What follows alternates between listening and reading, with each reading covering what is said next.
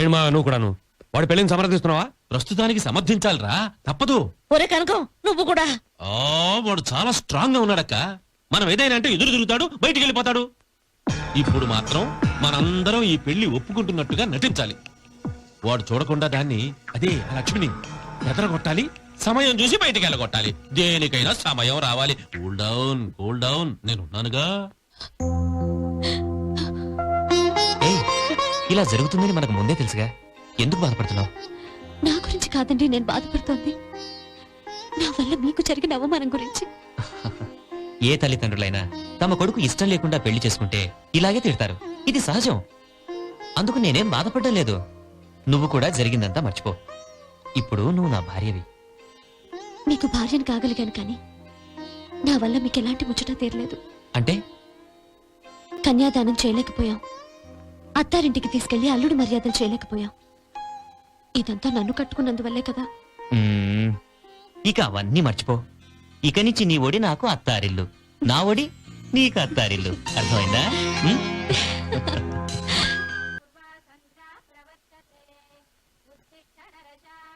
అత్తయ్య అత్తయ్య,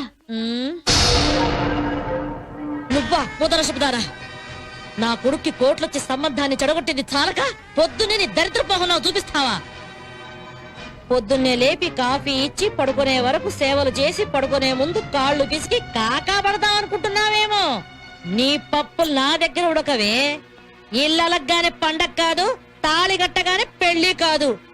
ఈ ఇంటి కోడలైపోయానని సంబరపడిపోతున్నావేమో. నీ జాతర నేను చేస్తానే.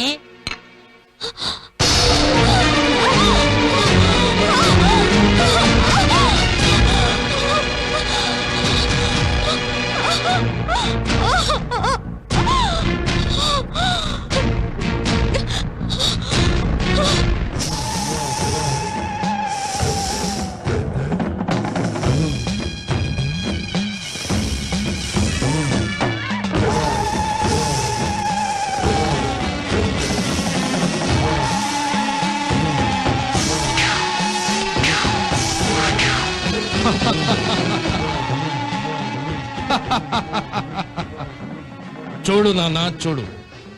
నువ్వు చనిపోయిన దగ్గర నుంచి నా శరీరాన్ని పాములతో కరిపించుకుని విషంగా మార్చావు. ఇప్పుడు నన్ను ఏ పాము కరిచినా నేను చావను. నాగుల కోనలోని నాగు చేతిలో నువ్వు దిక్కులేని చావు చచ్చావు. నిన్ను చంపి ఆ నాగు నన్ను దిక్కులేని వాణ్ణి చేసింది. పాము పగ 25 ఏళ్ళంటారు, కానీ నేను 25 ఏళ్ళగా పెంచుకున్న నా పగ ఆ నాగును చంపి తీర్చుకుంటాను. నీ ఆత్మకు శాంతి కలిగిస్తాను.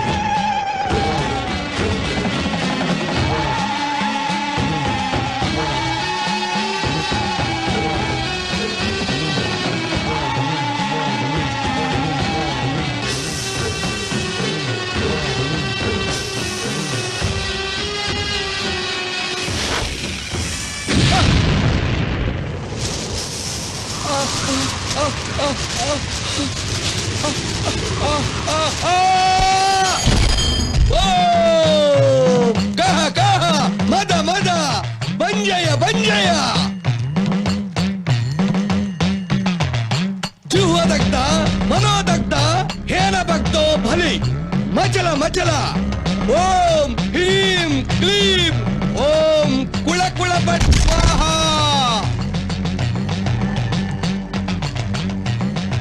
భైరవ్, ఏమిటిలా వచ్చావు? మా నాన్నను చంపిన నాగును అంతం చేయాలని వెళ్ళి ఓడిపోయి వచ్చాను.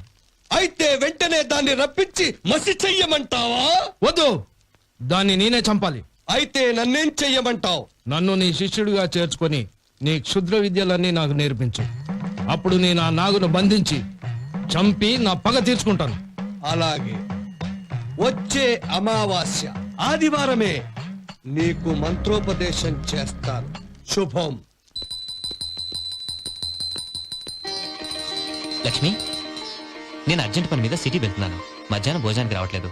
నా కోసం ఎదురు చూడొద్దు. ఓకే, వస్తాను.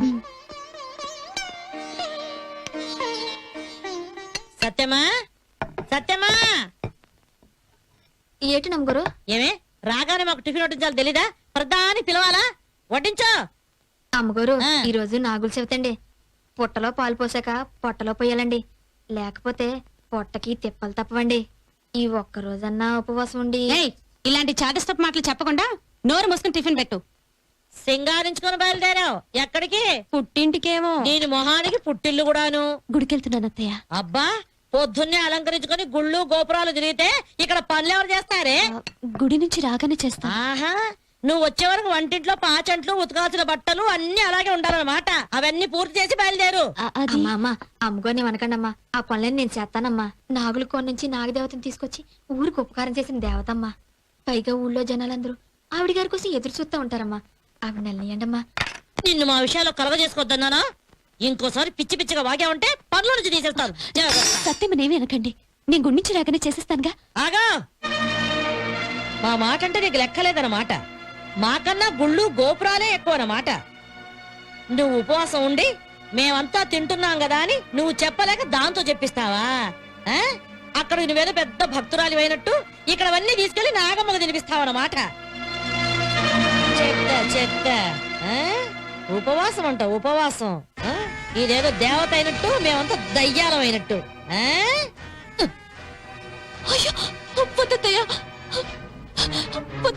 వద్దా? వద్దేమిటే, వద్దు. ఆ? నేనే? నేనే? నువ్వేమిటే మధ్యలో అడ్డొచ్చావంటే చంపేస్తారు. పోయ్ అవతలికి. ఇప్పుడు చూస్తాను నువ్వు ఎలా పెడతావు. నీ నాగమ్మ తల్లి నిన్ను ఎలా కాపాడుతుందో అది చూస్తాను.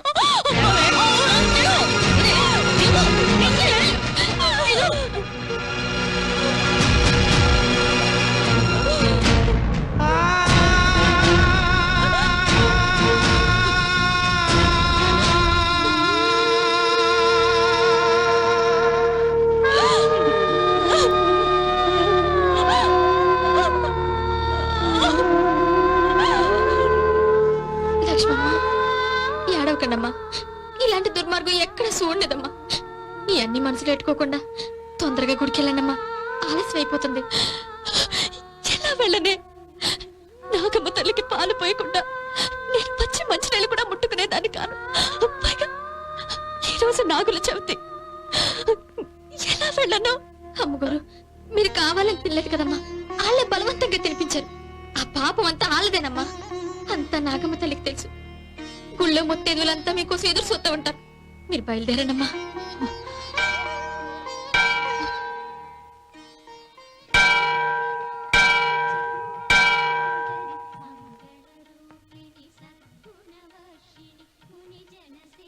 ఏం నాగలక్ష్మి ఇంత ఆలస్యమైంది? పొద్దుటి నుంచి నీకోసం ఎదురు చూస్తున్నావు. మా పూజలు కూడా అయిపోయాయి. ఇంట్లో అనుకోకుండా కొంచెం ఆలస్యమైంది. ఏమీ అనుకోకండి. పర్వాలేదులే, నీ సంగతి మాకు తెలీదా? ఏమాత్రం వీలైనా త్వరగా వచ్చేదానివిగా. నువ్వు పిలిస్తే గాని నాగదేవత రాదు కదా. నువ్వు కూడా పూజ చేసి నాగమ్మ తల్లితో మా అందరికి పసుపు కుంకుమ కలిపించు. అలాగే. పద.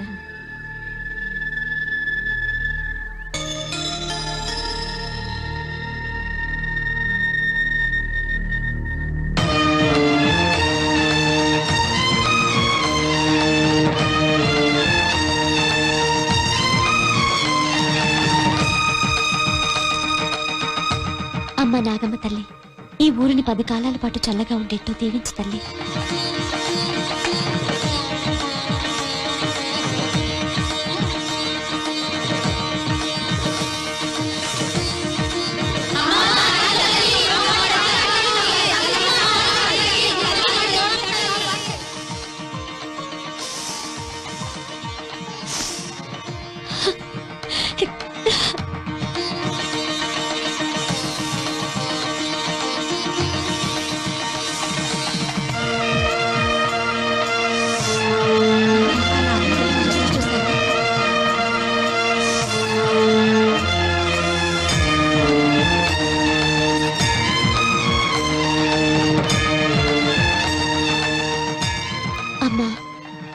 అత్తగారు తోడికోడళ్ళు నీకు పూజ చేయనందుకు మన్నించి వాళ్ళని కూడా ఆశీర్వదించు తల్లి. అమ్మా, మా ఊరి ఆడపడుచులకు పసుపు కుంకుమలిచ్చి సౌభాగ్యవతులుగా దీవించు తల్లి.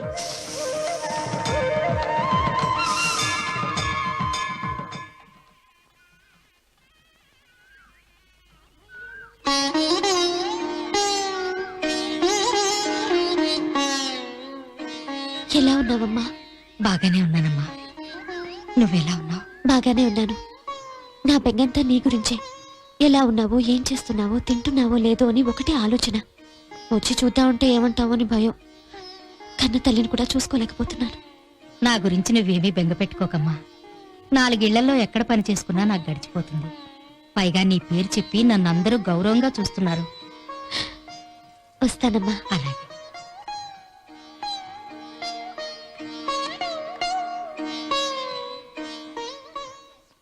ఇక మీరేమి చెప్పొద్దు, పండక్కి వస్తున్నారు అంతే.